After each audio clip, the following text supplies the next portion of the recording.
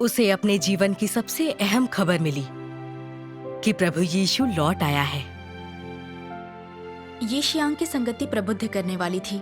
उसने जो बताया वो मैंने कलीसिया में कभी नहीं सुना था। मैं छानबीन करना चाहती थी। मगर सरकार और धार्मिक जगत ने उस पर अत्याचार किए।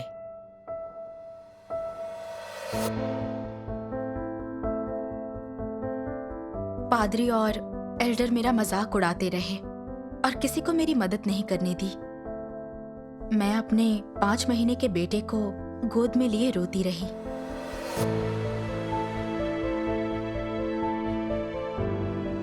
उन्होंने हम 14 विश्वासियों को बाहर कड़ी धूप में उकड़ू होकर बैठने को मजबूर किया और हमें चुनने को कहा।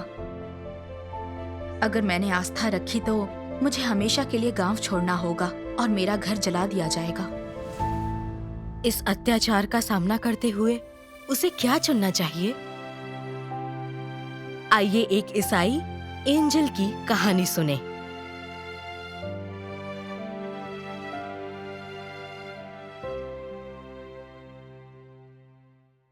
मैं अगस्त 2020 में फेसबुक पर बहन यी शियांग से मिली। उसने बताया कि प्रभु यीशु लौट आया है। वो कई सत्य व्यक्त करते हुए अंत के दिनों का न्याय कार्य कर रहा है। उसने न्याय कार्य के लिए परमेश्वर के लौट आने की भविष्यवाणियां भी बताईं, क्योंकि वो समय आ चुका है कि परमेश्वर के घर से न्याय शुरू किया जाए। यदि कोई मेरी बातें सुनकर ना माने तो मैं उसे दोषी नहीं ठहराता, क्योंकि मैं जगत को दोषी ठहराने के लिए नहीं, परंतु जगत का उद्धार करने के लिए आया हूँ। जो मुझे नकारता, मेरी बातें ग्रहण नहीं करता है, उसका न्याय करने वाला तो एक है, अर्थात जो वचन मैंने कहा है वही अंत के दिन में उसका न्याय करेगा। मुझे तुमसे और भी बहुत सी बातें कहनी हैं, परंतु अभी तुम उन्हें सह नहीं सकते। परंतु जब वो अर्थात सत्य का आत्मा आएगा तो तुम्हें सब सत्य का मार्ग बताएगा। इसे पढ़कर और ये शियांग की संगति सुनकर मैं समझ गई कि प्रभु यीशु ने सिर्फ छुटकारे का कार्य किया था। विश्वासियों के पाप भले ही माफ हो गए हों, पर हमारी पापी प्रकृति का समाधान नहीं हुआ है। हम कलीसिया जाते हैं, प्रार्थना कर पाप कबूलते हैं, फिर भी झूठ बोलते और पाप करते हैं, पाप के बंधनों से मुक्त नहीं हो पाते। हमें जरूरत है कि परमेश्वर न्याय और स्वच्छ बनाने का कार्य करे, ताकि हम इन बंधनों से मुक्त होकर परमेश्वर के राज्य में प्रवेश करने लायक बने। ये शियांग की संगति प्रबुद्ध करने वाली थी। उसने जो बताया वो मैंने कलीसिया में कभी नहीं सुना था। मैं छानबीन करना चाहती थी। ओह, क्या इसमें आपको अनेक बाधाओं का सामना करना पड़ा? हाँ, बिल्कुल। पहले 2 भाई सुसमाचार साझा करने हमारे गांव आए। मैंने उनकी मेजबानी की। एक बार उनके उपदेश सुनने 20 से ज्यादा गांव वाले मेरे घर आए। उन्हें सर्वशक्तिमान परमेश्वर के वचनों से पोषण मिला। उन्हें वे बहुत पसंद आए। वे और जानना चाहते थे। अगले दिन पादरियों और एल्डरों को उन भाइयों के सुसमाचार प्रचार की खबर मिली, तो वे मेरे घर मुझे रोकने आ गए। अंदर आते ही पादरी तियान ने पूछा, तुम्हारे घर प्रचार करने कौन आया है? उनके इतने सख्त तेवर देखकर मैं तो बहुत ज्यादा घबरा गई थी। मुझे चिंता हुई कि अगर पादरी जान गए कि दोनों भाई सुसमाचार प्रचार के लिए आए थे तो उनके लिए परेशानी खड़ी हो जाएगी। तो मैंने कहा, वे मेरे मित्र हैं जिनसे मैं ऑनलाइन मिली थी। पादरी चेन ने कहा, हमने सुना कि वे अपना सुसमाचार फैलाने आए थे। दोबारा उनकी मेजबानी मत करना। अगर पता चला तो तुम्हारे पति को बता दूंगा कि तुम यहाँ मर्दों को बुलाती हो। हाँ, एक पादरी ने ऐसा कहा? हाँ, उनकी बात सुनकर मुझे काफी गुस्सा आया। मैंने तभी मेजबानी की जब वे गांव वालों को सुसमाचार सुनाने आए थे। मैंने कोई शर्मिंदगी वाला काम नहीं किया था, पर पादरी झूठ बोलकर मुझे डराना चाहते थे। फिर पादरी तियान ने कहा, उनके सुसमाचार पर विश्वास मत करो। प्रभु यीशु ने साफ कहा है, उस समय यदि कोई तुमसे कहे देखो मसीह यहाँ है या वहाँ है, तो विश्वास ना करना, क्योंकि झूठे मसीह और झूठे भविष्यद्वक्ता उठ खड़े होंगे और बड़े चिन्ह और अद्भुत काम दिखाएंगे कि यदि हो सके तो चुने हुओं को भी भरमा दें। अंत के दिनों में बहुत से झूठे मसीह सामने आएंगे। प्रभु के आने की बात कहने वाले सभी झूठे हैं। उनके बहकावे में मत आओ। मैं तुम्हें बचाने के लिए कह रहा हूं, तुम धोखा खा सकती हो। उस वक्त मुझे पादरी की बातों की समझ नहीं थी। मैंने सोचा वे इतने सालों से विश्वासी हैं, काफी कुछ जानते हैं और उनका कहना बाइबल के अनुरूप ही है। अगर उनकी बात सही हुई तो मैं क्या करूंगी? अगर मैं गुमराह हो गई तो क्या होगा? तो मैंने उन पादरियों की बातों पर विश्वास कर लिया। सर्वशक्तिमान परमेश्वर की कलीसिया के सदस्यों ने मुझे सभाओं में बुलाया, पर मैंने इनकार के लिए बहाने बनाए, अपना फेसबुक अकाउंट भी बदल लिया और उनसे सारे रिश्ते तोड़ लिए। ऐसे सच्चे मार्ग को छोड़ना बड़े अफसोस की बात है। हाँ, मैंने करीब 2 हफ्ते तक सभा नहीं की। पूरे दिन घर बैठकर दोस्तों से ऑनलाइन चैट करने और वीडियो देखने में बिताने लगी। मैं काफ़ी ऊब गई थी। अक्सर सर्वशक्तिमान परमेश्वर के विश्वासियों की सभाओं को याद करती। तब मैं दिल से खुश और संतुष्ट रहती थी। मगर अब मेरी परेशानी बढ़ती जा रही थी। मैंने सोचा, अगर सर्वशक्तिमान परमेश्वर लौट कर आया प्रभु यीशु है, तो उसे न स्वीकार कर क्या मैं उद्धार का मौका चूक जाऊंगी? मगर पादरियों ने कहा था कि अंत के दिनों में झूठे मसीह आएंगे। प्रभु की वापसी की बात करने वाले झूठे हैं। कहीं मैं धोखा खा गई तो क्या होगा? मैं बेहद उलझन और असमंजस में थी, तो मैंने जानने के लिए प्रभु से प्रार्थना की। हे प्रभु यीशु, मुझे कोई समझ नहीं है, नहीं पता किसकी बात मानूं किसकी नहीं। मुझे प्रबुद्ध करो ताकि मैं तुम्हारी इच्छा समझ सकूं और उद्धार का मौका ना गंवाऊं। प्रार्थना के बाद लगा कि मैं बिना खोजबीन किए नहीं भाग सकती। स्पष्टता के लिए सर्वशक्तिमान परमेश्वर की कलीसिया के सदस्यों को ढूंढना होगा। यह अभ्यास का बढ़िया तरीका था। मगर मुझे हैरानी हुई जब 2 सभाओं के बाद ही पादरियों को पता चल गया। उन्होंने हमें सभा के लिए पादरी तियान के घर बुलाया। मैं बहुत घबराई हुई थी। पादरी क्या करने वाले थे इसका कोई अंदाजा नहीं था। उस रात हम पादरी के घर गए। वहां कुछ और पादरी और एल्डर भी थे। फिर तियान ने कहा, सुना है तुम कुछ समय से ऑनलाइन उपदेश सुन रही हो। हमें छोड़ सर्वशक्तिमान परमेश्वर की कलीसिया के उपदेश क्यों सुनना? कलीसिया आकर हमारे उपदेश सुनो। प्रभु के सामने अपने पाप कबूलो तो परमेश्वर इसे भूल जाएगा। जब प्रभु लौटेगा तो हम सबको स्वर्ग में ले जाएगा। मैंने सोचा, विश्वासियों को तो परमेश्वर के वचन सुनने चाहिए। ये पादरी और एल्डर हमें हरदम अपनी सुनाना चाहते हैं। वे हमें परमेश्वर के सामने ला रहे हैं या अपने सामने? पादरी की बात मुझे जची नहीं, लेकिन मैंने उसका खंडन नहीं किया। फिर हमें एक नोटबुक सौंपकर पादरी तियान ने चिल्लाते हुए कहा, क्या तुम लोग दूसरे परमेश्वरों को चुनते हो? अभी के अभी फैसला करो। सर्वशक्तिमान परमेश्वर को चुनते हो तो यहाँ निशान लगा दो। अगर नहीं तो अपने नाम के आगे सही का निशान बना दो।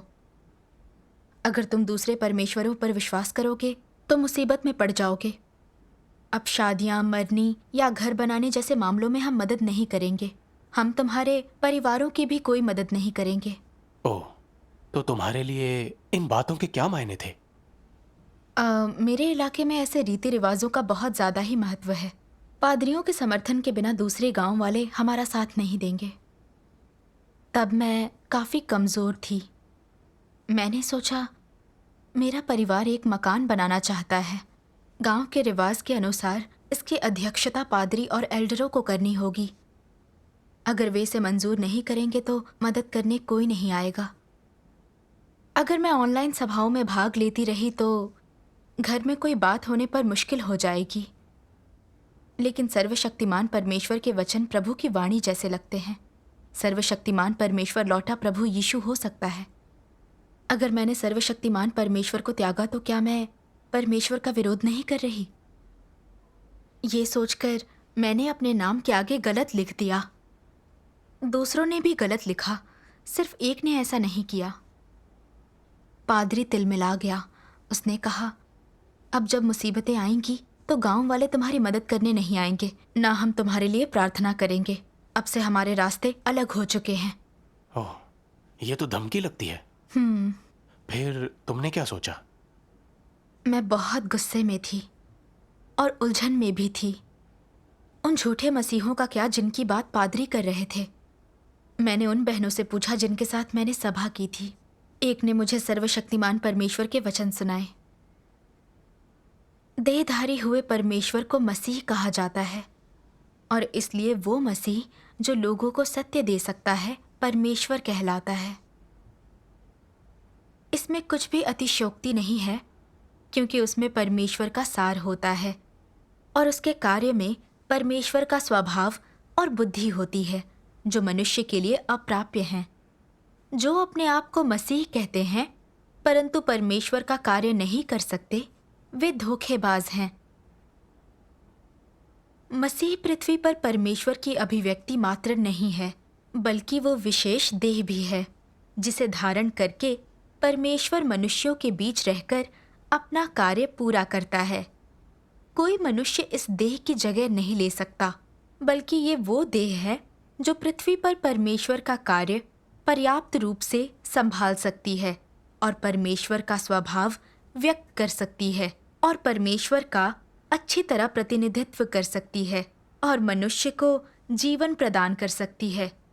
मसीह का भेष धारण करने वाले लोगों का देर सबेर पतन हो जाएगा, क्योंकि हालांकि वे मसीह होने का दावा करते हैं किंतु उनमें मसीह के सार का लेश मात्र भी नहीं है।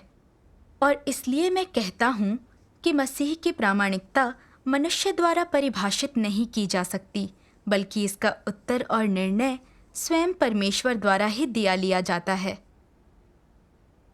फिर ये कहकर संगति की, हम झूठे मसीहों के बीच असली को कैसे पहचानेंगे? मसीह परमेश्वर का आत्मा है जो देह धरकर मानव रूप में धरती पर आया है। वह सत्य का मूर्त रूप और मुक्तिदाता है। मसीह रहस्य खोल और सत्य व्यक्त कर सकता है। वह इंसान को बचा सकता है, परमेश्वर का कार्य कर सकता है। लेकिन झूठे मसीह दरअसल राक्षस होते हैं। वे परमेश्वर होने का चाहे जितना भी दावा करें, वे ना कोई सत्य व्यक्त कर सकते हैं, न ही मानव जाति को बचाने का ईश कार्य। वे सिर्फ कुछ सिद्धांत बघार सकते हैं या लोगों को छलने के लिए कुछ छोटे मोटे चमत्कार दिखा सकते हैं। फिर उसने एक उदाहरण दिया। मान लो कि सफ़ेद कोट पहने 10 लोग आला लेकर डॉक्टर होने का दावा करते हैं, लेकिन उनमें से एक ही असली है, तो हम असली वाले को कैसे पहचानेंगे? हम सिर्फ उनका रंग ढंग या उनका पहनावा नहीं देख सकते। मुख्य ये है कि बीमारी कौन ठीक कर सकता है। बीमारी ठीक करने वाला ही असली डॉक्टर है। मसीह की पहचान वेशभूषा से नहीं की जा सकती। हमें इसका फैसला उसके कार्य, वचनों और स्वभाव के आधार पर करना होगा। अगर वो सत्य को व्यक्त और मानव जाति को बचाने का कार्य कर सके तो वो मसीह है। सर्वशक्तिमान परमेश्वर के वचन हमें दिखाते हैं कि उसके वचन सत्य हैं और उनमें शक्ति है, उनमें अधिकार है। वह परमेश्वर के 6000 साल की प्रबंधन योजना के रहस्य, उसके 3 चरणों का कार्य, उसका देह धारण, उसके नाम और बाइबल की सच्ची कहानी को प्रकट करता है। वो शैतान के हाथों इंसान के भ्रष्ट होने के सत्य और इंसान के परमेश्वर विरोध के स्रोत को प्रकट करता है। इससे हम अपना भ्रष्ट स्वभाव समझ सकते हैं। वो हमें ये भी बताता है कि परमेश्वर कैसे लोगों को पसंद और किन्हें नापसंद करता है, कैसे लोग परमेश्वर के राज्य में प्रवेश कर सकते हैं और किन्हें सजा मिलेगी। वो अपना धार्मिक स्वभाव प्रकट करता है जिसका अपमान नहीं किया जा सकता। सर्वशक्तिमान परमेश्वर ने भ्रष्ट मानव जाति को बचाने के लिए जरूरी सारे सत्य व्यक्त किए हैं और वो अंत के दिनों का न्याय कार्य कर रहा है। इन सब बातों से हम सुनिश्चित हो सकते हैं सर्वशक्तिमान परमेश्वर ही अंत के दिनों का मसीह और देहधारी परमेश्वर है। झूठे मसीह कोई सत्य व्यक्त नहीं कर सकते, न मानव जाति को बचाने का ईश कार्य कर सकते हैं। इंसान की भ्रष्टता दूर करना तो दूर की बात है। वे अपने को चाहे जितना परमेश्वर बताएं, वे झूठे हैं, वे दुष्ट आत्माएं हैं और उनका पतन तय है।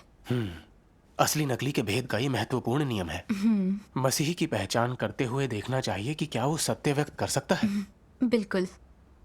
उसकी संगति के बाद मेरा मन काफी उजला हो गया। मैंने देखा कि अगर मुझे सच्चे मसीह को पहचानना है तो मैं पादरी की बातें नहीं मान सकती। सबसे महत्वपूर्ण ये देखना है कि क्या वो सत्य व्यक्त कर मानव जाति को बचाने का काम कर सकता है। सर्वशक्तिमान परमेश्वर ने कितने ही सत्य व्यक्त किए हैं, बाइबल के रहस्य प्रकट किए हैं, इंसान के न्याय और उसे स्वच्छ करने का कार्य किया है। ये चीजें किसी इंसान के बस की बात नहीं। मुझे यकीन हो गया कि सर्वशक्तिमान परमेश्वर ही लौटा हुआ प्रभु यीशु है। उसके बाद मैंने गांव में भाई बहनों के साथ अक्सर सभाएं की। अप्रैल 2021 में मेरे पति का पुराना रोग उभर आया और बदकिस्मती से इलाज के दौरान उनकी मृत्यु हो गई। मेरे रिश्तेदार चाहते थे कि पादरी दफनाने की रस्मों में मेरी मदद करे, लेकिन पादरियों और एल्डरों ने मेरा मजाक उड़ाया। उन्होंने मेरी आस्था छुड़वाने के लिए इस मौके का फायदा उठाना चाहा। गांव के मुखिया ने भी ऐसा ही किया। उन्हें अनसुना करने के लिए उसने मुझे फटकारा और गांव वालों को मेरी मदद करने से रोक दिया। उसने कहा, अगर तुम सबके सामने कबूल लो, सर्वशक्तिमान परमेश्वर को त्यागने का वादा करो, हमारी कलीसिया से फिर से जुड़ो, तो हम तुम्हारे पति को दफनाने में मदद करेंगे। ओह, तुम तो पहले ही पति को खोकर दुखी थी। उस गांव के मुखिया की ये बातें कितनी घिनौनी थीं। बिल्कुल। कभी नहीं सोचा था कि वे मेरा विश्वास भंग करने के लिए मेरे पति के अंतिम संस्कार का सहारा लेंगे। ये कितनी घिनौनी बात थी। उनके सामने कबूलने का कोई तुक नहीं था। अपने 5 माह के बच्चे को थामे मैं बस रोती रही। फिर जब मैंने कोई जवाब नहीं दिया तो उन्होंने मेरे परिवार पर दबाव डाला कि वे मुझे गलती मानने को कहें। वहां मेरे पक्ष में बोलने वाला कोई नहीं था। मैं कांपती रही और निहायत अकेली पड़ गई। मैंने सोचा, अगर अपनी गलती नहीं मानी तो वे मेरे पति को दफनाने में मदद नहीं करेंगे। अगर गलती मानती हूं तो परमेश्वर को नकार कर धोखा दे रही होंगी। मुझे क्या करना चाहिए? दुख में मैंने परमेश्वर को याद किया। हे सर्वशक्तिमान परमेश्वर, मुझे विश्वास है कि तुम स्वयं परमेश्वर हो, सबके अद्वितीय रचयिता, मेजबानों के सर्वशक्तिमान परमेश्वर। सब कुछ तुम्हारे हाथ में है। मैं तुम्हारी व्यवस्था के आगे समर्पण करूंगी। इसके बाद मैंने परमेश्वर के कुछ वचन याद किए। परमेश्वर द्वारा मनुष्य के भीतर किए जाने वाले कार्य के प्रत्येक चरण में बाहर से ये लोगों के मध्य अंतःक्रिया प्रतीत होता है, मानो ये मानव व्यवस्थाओं द्वारा या मानवीय हस्तक्षेप से उत्पन्न हुआ हो। किंतु पर्दे के पीछे कार्य का प्रत्येक चरण और घटित होने वाली हर चीज शैतान द्वारा परमेश्वर के सामने चली गई बाजी है और लोगों से अपेक्षित है कि वे परमेश्वर के लिए अपनी गवाही में अडिग बने रहें। उदाहरण के लिए, जब अय्यूब को आजमाया गया था, पर्दे के पीछे शैतान परमेश्वर के साथ दांव लगा रहा था और अय्यूब के साथ जो हुआ वो मनुष्यों के कर्म थे और मनुष्यों का हस्तक्षेप था। परमेश्वर द्वारा तुम लोगों में किए गए कार्य के हर कदम के पीछे शैतान की परमेश्वर के साथ बाजी होती है। इस सब के पीछे एक संघर्ष होता है। जब परमेश्वर और शैतान आध्यात्मिक क्षेत्र में संघर्ष करते हैं तो तुम्हें परमेश्वर को कैसे संतुष्ट करना चाहिए और किस प्रकार उसकी गवाही में अडिग रहना चाहिए। तुम्हें ये पता होना चाहिए कि जो कुछ भी तुम्हारे साथ होता है वो एक महान परीक्षण है और ऐसा समय है जब परमेश्वर चाहता है कि तुम उसके लिए गवाही दो। मैं समझ गई। देखने में तो ऐसा लग रहा था मानो पादरी और गांव का मुखिया मुझे सता और रोक रहे हैं, लेकिन हकीकत में ये सब खलल शैतान डाल रहा था।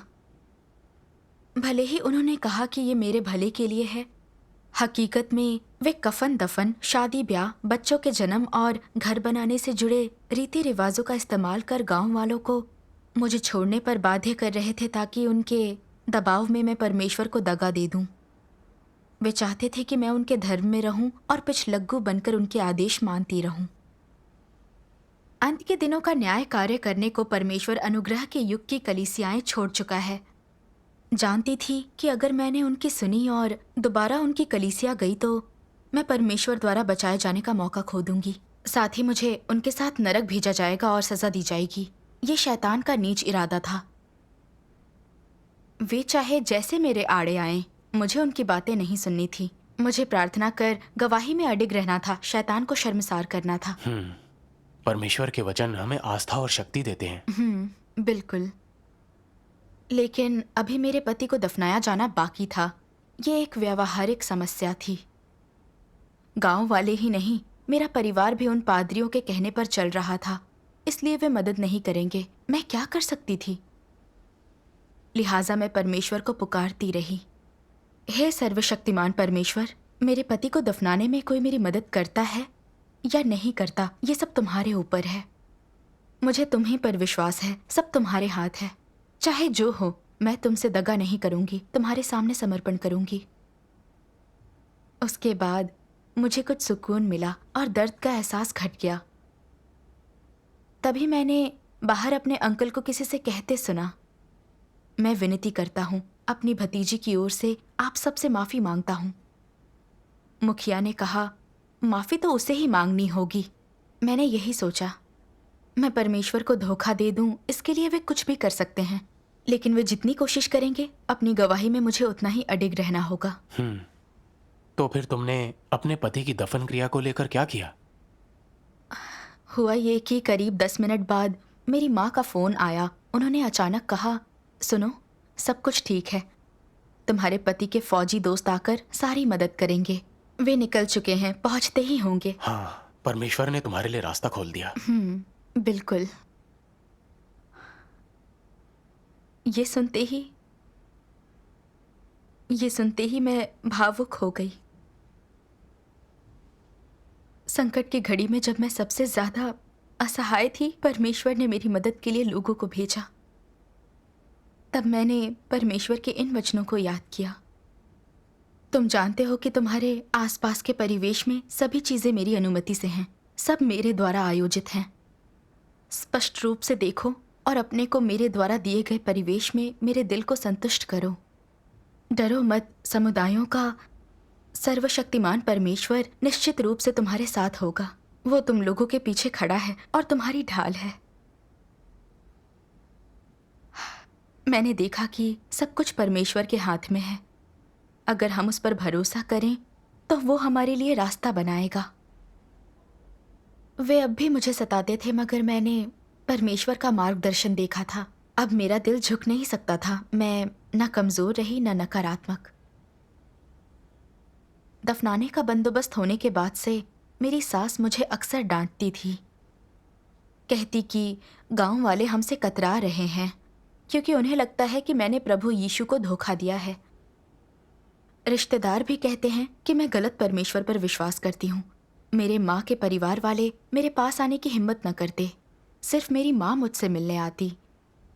लेकिन वो अक्सर कहती, तुम पादरियों की या गांव के मुखिया की बात क्यों नहीं सुनती हो? कुछ तो सोचो, अब तो तुम्हारा पति भी नहीं रहा। उन लोगों या तुम्हारे ससुराल वालों के अलावा तुम्हारी मदद कौन करेगा? तुम्हारा बच्चा छोटा है। सर्वशक्तिमान परमेश्वर पर विश्वास करना बंद करो। मैं जहाँ कहीं जाती, गांव वाले पीठ पीछे रोजाना मेरे बारे में ही बात करते रहते। सर्वशक्तिमान परमेश्वर पर मेरे विश्वास के बारे में गपशप करते रहते। मैंने सोचा, पहले तो हम सब में ठीक से निभ रही थी, लेकिन अब सर्वशक्तिमान परमेश्वर पर मेरे विश्वास के कारण वे मेरा बहिष्कार कर रहे हैं। मैं आहत हुई और बहुत बुरा लगा। अच्छा, अपने ही गांव वालों द्वारा त्याग दिया जाना कोई छोटी परीक्षा नहीं थी। बिल्कुल।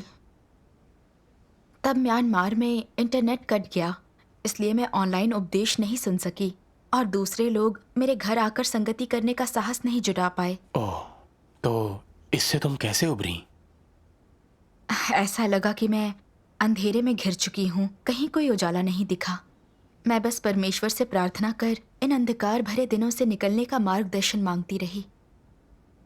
एक दिन मुझे परमेश्वर के वचनों का मैसेज मिला, निराश न हो, कमजोर न बनो, मैं तुम्हारे लिए चीजें स्पष्ट कर दूंगा।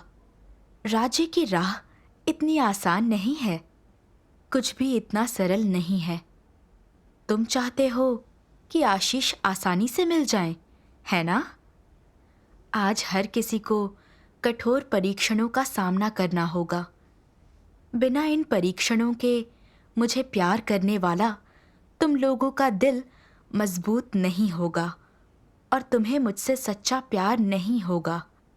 यदि ये परीक्षण केवल मामूली परिस्थितियों से युक्त भी हों, तो भी सभी को इनसे गुजरना होगा। अंतर केवल इतना है कि परीक्षणों की कठिनाई हर एक व्यक्ति के लिए अलग अलग होगी। परीक्षण मेरे आशीष हैं, और तुम में से कितने मेरे सामने आकर घुटनों के बल गिड़गिड़ाकर मेरे आशीष मांगते हैं? बेवकूफ बच्चे, तुम्हें हमेशा लगता है कि कुछ मांगलिक वचन ही मेरा आशीष होते हैं, किंतु तुम्हें ये नहीं लगता कि कड़वाहट भी मेरे आशीषों में से एक है। ये वचन पढ़कर मैं बहुत भावुक हो गई, मानो कई दिनों तक बीमार पड़े रहने के बाद अचानक कोई दवा मिली हो। फिर मैं नई शक्ति और आस्था से भर गई। ईश वचनों पर विचार कर मेरी समझ साफ हो गई। जीवन में परमेश्वर का अनुसरण करना आसान नहीं है। हर किसी को घोर कष्ट सहने पड़ते हैं। मेरे शरीर को कष्ट तो हुआ, लेकिन मुझे परमेश्वर पर यकीन और अधिक प्रार्थना करने की प्रेरणा मिली। मैंने जितने ज्यादा कष्ट सहे, सत्य खोजने का उत्साह उतना ही बढ़ गया। अनजाने में ही सही, मुझे परमेश्वर की संप्रभुता का कुछ ज्ञान मिल गया। परमेश्वर के साथ मेरा संबंध सुधर गया। उसका अनुसरण करने पर मैं अटल थी। तुम्हें पता ही है, मैं हमेशा से विश्वासी थी, लेकिन मुझे अब तक सिर्फ उससे प्राप्त अनुग्रह और खुशी का आनंद लेना ही आता था। मैं पहले कभी पीड़ा या परीक्षाओं से नहीं गुजरी। इससे पहले प्रभु के या दूसरों में भेद करने के बारे में ज्यादा नहीं जानती थी, लेकिन सर्वशक्तिमान परमेश्वर की विश्वासी के नाते इन मुश्किलों के कारण मुझे कष्ट हुआ। लेकिन अब मैं लोगों को समझ पाती हूँ। मैंने पादरियों और एल्डरों का परमेश्वर विरोधी कपटी रुख देखा। पहले मैं समझती थी कि पादरी बाइबल को समझाकर हमारे लिए प्रार्थना करते हैं, इसलिए मैं सोचती थी कि वे स्नेही हैं, बाइबल और परमेश्वर को समझते हैं। लेकिन ये सुनकर भी कि प्रभु यीशु लौट चुका है, उन्होंने खोज या पड़ताल नहीं करनी चाहिए। इससे भी बुरा तो ये, उन्होंने विश्वासियों को परमेश्वर के कार्य की पड़ताल से रोक दिया। गांव के रीति रिवाजों और गांव वालों द्वारा मुझे निशाना बनाया गया ताकि मैं सर्वशक्तिमान परमेश्वर को त्याग दूं। मैं जान गई कि वे पाखंडी फरीसी हैं। मैंने उन्हें पूरी तरह खारिज कर दिया। तो फिर पादरियों के हाथों उत्पीड़न ने कई चीजों को लेकर तुम्हारी आंखें खोल दी। बिल्कुल। उदासी और पीड़ा भरे उन दिनों के बारे में सोचती हूँ कि तब मेरे पास ईश वचनों का मार्गदर्शन भी नहीं था और वे राक्षस मुझे पागल बना सकते थे। ईश वचनों से मैंने उन सारे कष्टों को पार कर लिया। मैं सर्वशक्तिमान परमेश्वर की बहुत शुक्रगुजार हूँ। कुछ समय बाद म्यांमार में इंटरनेट बहाल हो गया। मैंने कुछ दूसरे सदस्यों से संपर्क किया और उनके साथ सभा की, लेकिन तब पादरियों और गांव के मुखिया ने अत्याचार बढ़ा दिए। ओह, उन्होंने तुम्हें कैसे रोका? जनवरी 2022 में उन्होंने गांव के सभी लोगों की बैठक बुलाई। लगभग 300 लोग थे। हम 14 विश्वासी भाई बहनों को उन्होंने धूप में उकड़ू बैठा दिया। मुखिया ने कहा, इस गांव में 2 अलग अलग आस्थाएं नहीं हो सकती। मैंने ये सभा इसलिए बुलाई ताकि तुम सर्वशक्तिमान परमेश्वर को मानने वाले एक फैसला कर लो। मैं सारे गांव वालों की ओर से कह रहा हूँ, क्या तुम सर्वशक्तिमान परमेश्वर पर विश्वास जारी रखोगे या हमारी कलीसिया में लौटना चाहोगे? हाँ, वे तुम्हें बेइज्जत कर दबाने की कोशिश कर रहे थे। हाँ। फिर उन्होंने एक एक कर हमारे रिश्तेदारों को बुलाया और हमें मनाने की कोशिश की। भाई एई वांग के पिता गांव के एक प्रमुख थे। उन्होंने अपने बेटे से घुटने टेकने को कहा। एई वांग ने झुकने से इनकार कर कहा, ये आस्था गलत नहीं है। उसके पिता गुस्से में बोले, जिस पर माँ बाप विश्वास करें उसी पर विश्वास करो। हमारी बात सुनने के बजाय तुम सर्वशक्तिमान परमेश्वर को चुनकर हमें छोड़ रहे हो।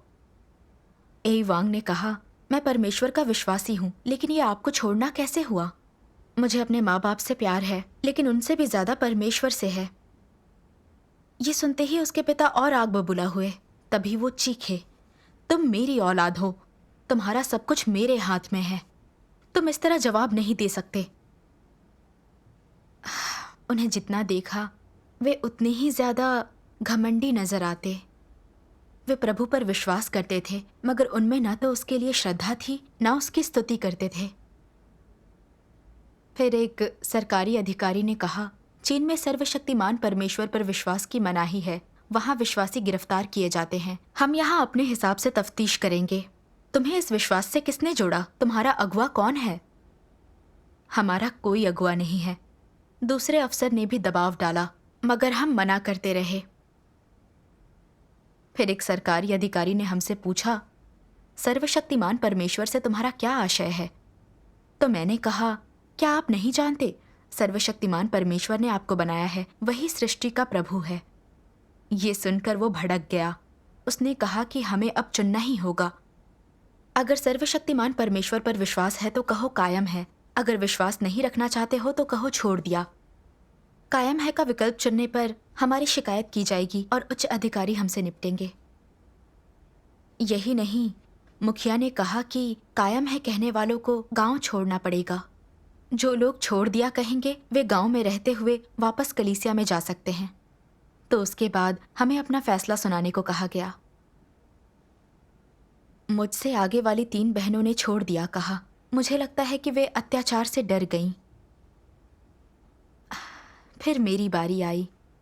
मेरे बच्चे को गोद में लिए मेरी माँ चीख कर कहने लगी कि मैं भी विश्वास करना छोड़ दूं। ओह, ये तो दिल तोड़ने वाली बात रही होगी। बिल्कुल।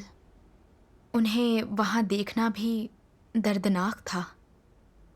मैंने सोचा कि अगर मैं पकड़ी गई तो क्या होगा। मेरे बच्चे की देखभाल मेरी माँ को करनी पड़ेगी। इसलिए मैंने प्रार्थना की और परमेश्वर से विश्वास मांगा। प्रभु यीशु ने कहा था, जो माता या पिता को मुझसे अधिक प्रिय जानता है वो मेरे योग्य नहीं, और जो बेटा या बेटी को मुझसे अधिक प्रिय जानता है वो मेरे योग्य नहीं, और जो अपना क्रूस लेकर मेरे पीछे ना चले वो मेरे योग्य नहीं। धन्य हैं वे जो धार्मिकता के कारण सताए जाते हैं, क्योंकि स्वर्ग का राज्य उन्हीं का है। और सर्वशक्तिमान परमेश्वर कहता है, परमेश्वर मनुष्य के जीवन का स्रोत है। इन वचनों का क्या अर्थ है?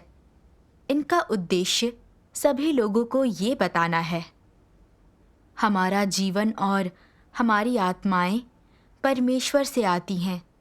परमेश्वर उनका सृजन करता है। वे हमारे माता पिता से नहीं आती और प्रकृति से तो निश्चित रूप से नहीं आती। परमेश्वर ने उन्हें हमें दिया। सिर्फ हमारी देह हमारे माता पिता से जन्मी है, पर वो भी परमेश्वर की व्यवस्था से हुआ। चूंकि मानव जाति का सृजन परमेश्वर ने किया था और लोगों के पूर्वजों को परमेश्वर ने बनाया था, तो इसमें कोई संदेह नहीं कि हमारे माता पिता को भी परमेश्वर ने बनाया था और वे प्रकृति से उत्पन्न नहीं हुए थे। लोगों के भाग्य परमेश्वर के हाथ में हैं। परमेश्वर में हमारा विश्वास कर सकना एक अवसर है जो उसने हमें दिया है। ये उसके द्वारा विहित है और ये उसका अनुग्रह है। इसलिए तुम किसी अन्य व्यक्ति के लिए दायित्व उठाने या जिम्मेदारी लेने के लिए बाध्य नहीं हो। तुम्हारा एकमात्र दायित्व परमेश्वर के प्रति उस कर्तव्य को निभाना है जो एक सृजित प्राणी को निभाना चाहिए। इंसान के लिए सबसे अधिक यही करना अपेक्षित है और व्यक्ति के जीवन के सभी महत्वपूर्ण मामलों के बीच इसे पूरा करना सबसे अधिक आवश्यक है। ये व्यक्ति के जीवन का प्रमुख मामला है। इससे मैंने सीखा कि हमारी किस्मत केवल परमेश्वर के हाथ में है। हम कहाँ जन्मेंगे, पलेंगे, बढ़ेंगे, हमारे परिवार, जो मुश्किलें हम जिंदगी में झेलेंगे, ये सब कुछ परमेश्वर तय करता है। अपने बच्चे को जन्म तो मैंने दिया है, लेकिन उसके लिए मैं सिर्फ एक माँ होने का कर्तव्य निभा सकती हूँ। मैं उसे जन्म देकर पाल पोस सकती हूँ, मगर माँ के रूप में अगर कुछ नहीं बदल सकती तो वो है उसकी किस्मत। उसके साथ आगे क्या होगा? कुछ बच्चे बचपन में ही अनाथ हो जाते हैं। ये बच्चे भी पल बढ़कर जवान होते हैं, ठीक वैसे ही जैसे मेरे बचपन में ही मेरे माता पिता ने तलाक ले लिया था। दूसरे बच्चों की तरह मुझे अपने पिता का सहारा नहीं मिला, फिर भी मैं ठीक ठाक ढंग से पली बढ़ी। मेरे बच्चे की नियति परमेश्वर ने तय की है। मेरी माँ अभी जवान है। अगर मैं नहीं भी हूं तो वो मेरे बेटे को संभाल सकती है। मुझे उन दोनों को परमेश्वर को सौंपकर उसकी व्यवस्था के आगे नतमस्तक रहना था। परमेश्वर पर मेरा विश्वास और बढ़ा और लगा कि उसका अनुसरण करना चाहिए। अपनी गवाही में दृढ़ रहकर शैतान को शर्मसार करना चाहिए। फिर मैंने खड़े होकर कहा, कायम है। मुखिया ने कहा, तुम गलती कर रही हो। मैंने जवाब दिया, मैं परमेश्वर और उसके वचनों का अनुसरण करूंगी, इसमें कुछ गलत नहीं है। अधिकारी ने आग बबूला होकर मुझे डांटा। वो मुझे धर्मभ्रष्ट और गद्दार कहने लगा। मैं अच्छी तरह जानती थी सर्वशक्तिमान परमेश्वर सत्य व्यक्त करते हुए अंत के दिनों का न्याय कार्य कर रहा है। वो लौटा हुआ प्रभु यीशु है। मैंने परमेश्वर की वाणी सुनकर उसका उद्धार स्वीकार लिया था। मैं मेमने के पद चिन्हों पर चल रही थी। ये प्रभु से विश्वासघात कैसे हुआ? मैं उन्हें मुंह तोड़ जवाब देना चाहती थी, लेकिन उन्होंने ऐसा शोर मचाया कि मुझे ये सब कहने का मौका नहीं मिला। एल्डर ली ने मुझे नमक हराम नीच कहा। मुझे पीटने के लिए एक फट्टा उठा लिया। ओह, वो तुम्हें पीटने वाला था? बिल्कुल। मैं बहुत डर गई, चुपचाप परमेश्वर से प्रार्थना करने लगी। लेकिन तभी मेरी सास ने आगे बढ़कर उसे रोक दिया। परमेश्वर ने तुम्हें बचाया। फिर 5 और सदस्यों ने कहा, कायम है। ये देख कर कि हम झुकेंगे नहीं, वे पूछते रहे कि हमारा अगुआ कौन है। हम में से कोई भी उनसे नहीं बोला। तब हमें धूप में उकड़ू बैठे घंटों बीत चुके थे। सुबह 9:30 से शाम के 5 बजे तक धूप में बैठे 7 घंटे से ज्यादा हो गए थे। न खाना मिला था न पानी। एक भाई का रक्तचाप कम रहता था और वो बेहोश हो गया। उसका परिवार उसे संभालने आया, मगर मुखिया ने उन्हें रोका। उसने कहा, अगर तुम्हारा परमेश्वर असली है तो ये बेहोश क्यों हुआ? उसके बाद मुखिया ने हमें अपने परिवार, हमारे पशु और सारी संपत्ति सब कुछ लेकर उसी रात गांव छोड़ने का हुक्म सुनाया। उसने कहा कि गांव छोड़ने के बाद हमारे घर जला दिए जाएंगे। ओह, कैसा भयंकर राक्षस था। सरकारी अधिकारी ने कहा, इनके साथ वक्त बर्बाद मत करो। ये मर जाएंगे लेकिन अपने अगुआ का नाम नहीं बताएंगे। इन्हें पहले घर भेजो। कल मैं इनकी शिकायत सरकार को भेजूंगा। आला अधिकारी ही इनसे निपटेंगे, तभी ये डरेंगे। लेकिन सच में मैं ज्यादा डरी नहीं थी। जानती थी कि सब कुछ परमेश्वर के हाथ में है। अगर अधिकारी हम सबको पकड़कर ले भी गए तो ये परमेश्वर की व्यवस्था होगी, सब उसके हाथ में है। बाद में उन्होंने हम सबको घर जाने दिया। तो उनका क्या हुआ जिन्होंने छोड़ दिया कहा था?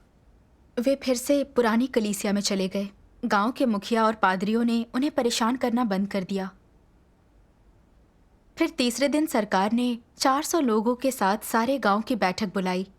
मुझे डर था कि वे हम पर परमेश्वर की निंदा करने और आस्था छोड़ने का दबाव डालेंगे।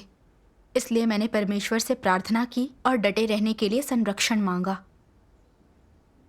जब हम वहां पहुंचे तो जिला के मुखिया ने कहा, तुम सभी अभी जवान और नादान हो। मैं तुम्हें अभी दोषी नहीं ठहरा रहा हूं। अब तुम्हें अपने माता पिता की आज्ञा मानकर कड़ी मेहनत करनी चाहिए। सर्वशक्तिमान परमेश्वर के वचन पढ़ना और उसके सुसमाचार फैलाना बंद करो, वरना गांव का मुखिया तुम सबको गिरफ्तार कर अंदर कर देगा। प्रशासनिक परिषद के एक अधिकारी ने सबसे कहा, हम सर्वशक्तिमान परमेश्वर के विश्वासियों से वैसे ही पेश आएंगे जैसे सीसीपी पेश आती है। सीसीपी इन विश्वासियों को खोजकर गिरफ्तार करती है, बेखौफ होकर उन्हें पीट पीट कर मार सकती है। हम भी यहाँ ऐसा ही करेंगे। सभी विश्वासियों की गिरफ्तारी तय है। इससे फर्क नहीं पड़ेगा कि उन्होंने क्या किया है या फिर वे बेगुनाह हैं या नहीं। हम खुलकर उन्हें पीट पीट कर मार देंगे। किसी को ये कहने की इजाज़त नहीं है कि इन्होंने कुछ गलत नहीं किया। ये सरकार के आदेश हैं, कोई इसे रोक नहीं सकता। जो कोई उस पर विश्वास करे उसके बारे में सोचना दे। फिर उसने हम भाई बहनों की ओर इशारा करते हुए कहा, इनके चेहरे अच्छी तरह देख लो। इन्हें याद रखना, ये सर्वशक्तिमान परमेश्वर के विश्वासी हैं। इन्हें सभा या प्रवचन करते देखो तो सूचना देना। उसके बाद एक जिला लिपिक ने परमेश्वर की निंदा करने वाले कागज पढ़कर सबको सुनाए। सरकार के शब्द भयानक थे। इन्होंने सबको धोखे में डाल दिया। कुछ लोगों ने हमें नफरत भरी निगाहों से देखा। ओह, ये शैतानी राज परमेश्वर का प्रतिरोध कर रहा है। बिल्कुल। उनकी कही बातों से मुझे बहुत गुस्सा आया। मैं जानती थी कि सरकार हम विश्वासियों पर अत्याचार कर हमें आस्था छोड़ने को मजबूर कर रही है। वह लोगों को डराना और कायर बनाना चाहती है ताकि वे सर्वशक्तिमान परमेश्वर के कार्यों को न देख पाएं और परमेश्वर का उद्धार गंवा दें। इससे मैं उन राक्षसों से नफरत करने लगी।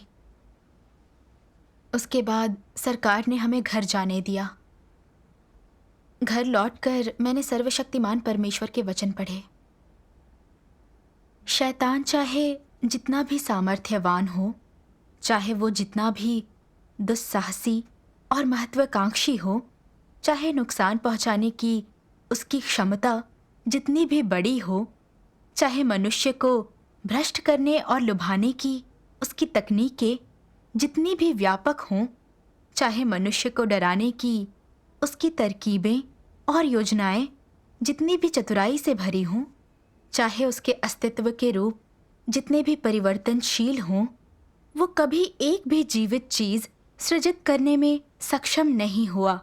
कभी सभी चीजों के अस्तित्व के लिए व्यवस्थाएं या नियम निर्धारित करने में सक्षम नहीं हुआ और कभी किसी सजीव या निर्जीव चीज पर शासन और नियंत्रण करने में सक्षम नहीं हुआ। ब्रह्मांड और आकाश के भीतर एक भी व्यक्ति या चीज नहीं है जो उससे पैदा हुई हो या उसके कारण अस्तित्व में हो। एक भी व्यक्ति या चीज नहीं है जो उसके द्वारा शासित हो या उसके द्वारा नियंत्रित हो। इसके विपरीत उसे न केवल परमेश्वर के प्रभुत्व के अधीन रहना है, बल्कि परमेश्वर के सभी आदेशों और आज्ञाओं का पालन करना है। परमेश्वर की अनुमति के बिना शैतान के लिए जमीन पर पानी की एक बूंद या रेत का एक कण छूना भी मुश्किल है। परमेश्वर की अनुमति के बिना शैतान धरती पर चींटियों का स्थान बदलने के लिए भी स्वतंत्र नहीं है।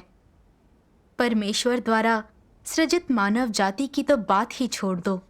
परमेश्वर की दृष्टि में शैतान पहाड़ पर उगने वाली कुमुदनियों से, हवा में उड़ने वाले पक्षियों से, समुद्र में रहने वाली मछलियों से और पृथ्वी पर रहने वाले कीड़ों से भी तुच्छ है। सभी चीजों के बीच उसकी भूमिका, सभी चीजों की सेवा करना, मानव जाति के लिए कार्य करना और परमेश्वर के कार्य और उसकी प्रबंधन योजना के काम आना है। उसकी प्रकृति कितनी भी दुर्भावनापूर्ण क्यों ना हो और उसका सार कितना भी बुरा क्यों ना हो, केवल एक चीज जो वो कर सकता है वो है अपने कार्य का कर्तव्य निष्ठा से पालन करना, परमेश्वर के लिए सेवा देना और परमेश्वर को एक विषमता प्रदान करना। ऐसा है शैतान का सार और उसकी स्थिति। उसका सार जीवन से असंबद्ध है, सामर्थ्य से असंबद्ध है, अधिकार से असंबद्ध है। वह परमेश्वर के हाथ में केवल एक खिलौना है। परमेश्वर की सेवा में रत सिर्फ एक मशीन है। ये पढ़कर मेरा विश्वास बढ़ गया। पादरी हमें दबा सकते हैं, सरकार हमारा उत्पीड़न कर सकती है, परिवारों का इस्तेमाल कर सर्वशक्तिमान परमेश्वर को छोड़ने पर मजबूर करते हैं। वे चाहे जो कुछ कहें या करें, परमेश्वर की अनुमति के बिना कुछ भी नहीं कर सकते हैं। जैसे एल्डर ली के साथ हुआ, उसने मुझे पीटना चाहा, लेकिन तभी मेरी सास ने उसे रोक दिया। वो मुझे पसंद नहीं करती थी, फिर भी उसने मुझे बचाया। ये सब कुछ परमेश्वर की व्यवस्था के कारण हुआ। मुझे सारी चीज़ों के ऊपर परमेश्वर की संप्रभुता का सच्चा एहसास हुआ और लगा कि वो मेरी रखवाली कर रहा है। परमेश्वर हमारे आध्यात्मिक कद के अनुरूप स्थितियाँ गढ़ता है। उसने मुझे उतना दिया जितना मैं झेल सकती हूँ। इस अनुभव के जरिए परमेश्वर पर मेरी आस्था बढ़ गई। लगा कि परमेश्वर जो कुछ भी करता है अच्छा करता है। परमेश्वर का धन्यवाद। परमेश्वर का धन्यवाद। कष्ट और अत्याचार भले ही बुरी चीज लगे, इन्हें झेलकर हमें परमेश्वर की कुछ सच्ची समझ मिलती है। ये पीड़ा को सार्थक बना देता है। बिल्कुल। और इस सब के जरिए अब मैं पादरियों और एल्डरों की परमेश्वर विरोधी प्रकृति को साफ देख सकती हूँ। परमेश्वर के वचन कहते हैं, ऐसे भी लोग हैं जो बड़ी बड़ी कलीसियाओं में दिन भर बाइबल पढ़ते रहते हैं, फिर भी उनमें से एक भी ऐसा नहीं होता जो परमेश्वर के कार्य के उद्देश्य को समझता हो। उनमें से एक भी ऐसा नहीं होता जो परमेश्वर को जान पाता हो। उनमें से परमेश्वर की इच्छा के अनुरूप तो एक भी नहीं होता। वे सब के सब निकम्मे और अधम लोग हैं, जिनमें से प्रत्येक परमेश्वर को सिखाने के लिए ऊंचे पायदान पर खड़ा रहता है। वे लोग परमेश्वर के नाम का झंडा उठाकर जानबूझकर उसका विरोध करते हैं। वे परमेश्वर में विश्वास रखने का दावा करते हैं, फिर भी मनुष्यों का मांस खाते और रक्त पीते हैं। ऐसे सभी मनुष्य शैतान हैं जो मनुष्यों की आत्माओं को निगल जाते हैं। ऐसे मुख्य राक्षस हैं जो जानबूझकर उन्हें विचलित करते हैं, जो सही मार्ग पर कदम बढ़ाने का प्रयास करते हैं। और ऐसी बाधाएं हैं जो परमेश्वर को खोजने वालों के मार्ग में रुकावट पैदा करते हैं। वे मजबूत देह वाले दिख सकते हैं, किंतु उसके अनुयायियों को कैसे पता चलेगा कि वे मसीह विरोधी हैं जो लोगों से परमेश्वर का विरोध करवाते हैं? अनुयायी कैसे जानेंगे कि वे जीवित शैतान हैं जो इंसानी आत्माओं को निगलने को तैयार बैठे हैं? इन पादरियों को बाइबल की समझ नहीं है। उन्होंने अब तक बस बाइबल के वचनों और सिद्धांतों को सिखाया। उन्होंने प्रभु का बिल्कुल भी स्वागत नहीं किया। सत्य की खोज तो बहुत दूर की बात है। अंत के दिनों में ईश कार्य से सामना होने पर भी उन्होंने सत्य नहीं खोजा। उन्होंने ईश वचनों का गलत अर्थ लगाकर विश्वासियों को गुमराह किया। प्रभु की वापसी का प्रचार करने वालों की निंदा की ताकि विश्वासियों को प्रभु का स्वागत करने से रोक सकें। वे विश्वासियों की रक्षा का दावा करते थे, पर उन्हें डर था कि हम उनके पिछलग्गू ना बन सर्वशक्तिमान परमेश्वर का अनुसरण करेंगे। इससे उनके ओहदे और आमदनी को खतरा होगा। इसीलिए वे चाहते थे कि हम परमेश्वर को त्याग दें।